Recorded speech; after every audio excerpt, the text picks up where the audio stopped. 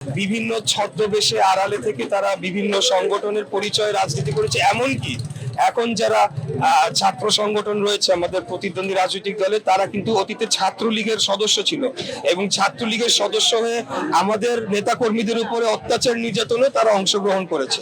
প্রতিদ্বন্দ্বী রাজনৈতিক দল তারা জান্নাতের টিকিট বিক্রি করছেন, ধর্মকে ব্যবহার করে রাজনৈতিক ফায়দা লোটার চেষ্টা করছেন।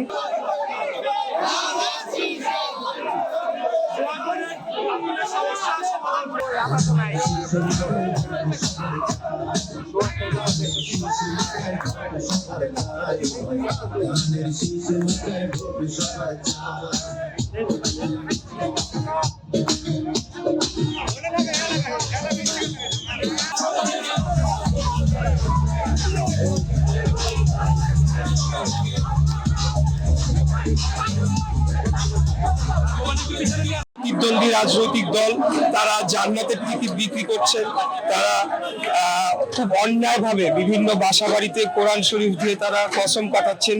এই ধরনের অত্যন্ত ন্যাক্কারজনক ধর্মকে ব্যবহার করে রাজনৈতিক ফায়দা লোটার চেষ্টা করছেন। এর পাশাপাশি নারীদের প্রতি যে ধরনের অবমাননাকর বক্তব্য দেওয়া হচ্ছে এবং পরবর্তীতে যে সাফাই গাওয়া হচ্ছে সেটা কোনো ক্রমে বিশ্বাসযোগ্য নয়। সারা দেশে আমাদের মা বোনেরা তারা ক্ষোভে ফুঁসে উঠেছেন। আমরা তাদের প্রতি একাত্মতা পোষণ করছি এবং আমরা ঘৃণা ভরে এই যারা নারী বিদ্বেষী আচরণ করছেন এবং নারী বিদ্বেষী কথা বলে সারা দেশে নারীদেরকে হেয় প্রতিপন্ন করছেন, তাদের বিরুদ্ধে আমরা কড়া প্রতিবাদ জানাচ্ছি আপনাদের মাধ্যমে।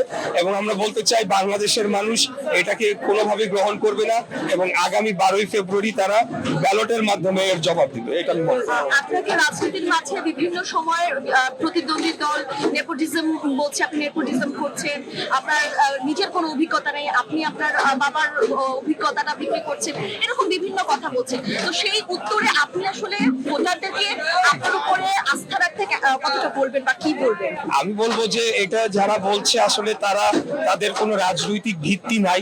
আগামী 12ই ফেব্রুয়ারি তারা তাদের জামানত বাজেয়াপ্ত হয়ে যাবে বেশিরভাগেরই।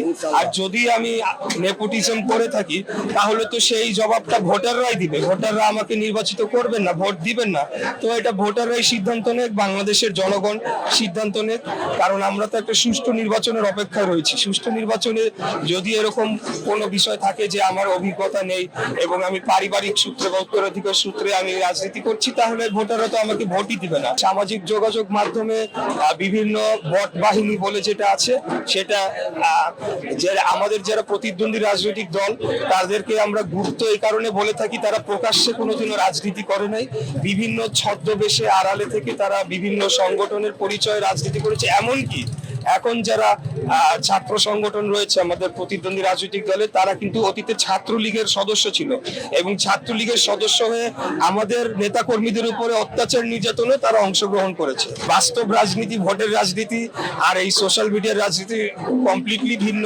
12.5 কোটি ভোটার সাধারণ জনগণ আগামী 12ই ফেব্রুয়ারি ভোট দিবেন। আগামী নির্বাচনের আগে তারা নির্বাচনে বিপুল একটা ভোটে আমরা জয়লাভ করব, তারা পরাজয় বরণ করবে। সেটার জন্যে তারা এখন নির্বাচনকে একটা বিতর্কিত করার জন্য এবং একটা সাংঘর্ষিক পরিস্থিতি সৃষ্টি করতে পারলে পরবর্তীতে তারা বলবে যে লেভেল প্লেইং ফিল্ড নাই এবং তারা সুষ্ঠুভাবে নির্বাচন হয় নাই এবং পরবর্তীতে ফলাফলটাকে বিতর্কিত করা যায় কিনা, এই জন্য নির্বাচনের আগে এই ধরনের পরিস্থিতি সৃষ্টি করছে। আমাদের বিভিন্ন প্রার্থীদেরকে, আমাকেও সরাসরি ব্যক্তিগত আক্রমণ করা হয়েছে, নানা ধরনের হেয় প্রতিপন্ন করা হয়েছে।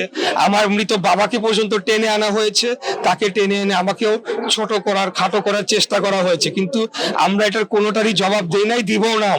আমি কথা দিচ্ছি আপনাদের এই এলাকার যে অনেক পাহাড় পরিমাণ সমস্যা রয়েছে সেগুলো সমাধানের জন্য আমি কাজ করে যাব এবং আগামী দিনে বাংলাদেশকে একটা শক্তিশালী এবং উন্নত রাষ্ট্র হিসেবে গড়ে তোলার জন্য কাজ করে যাব।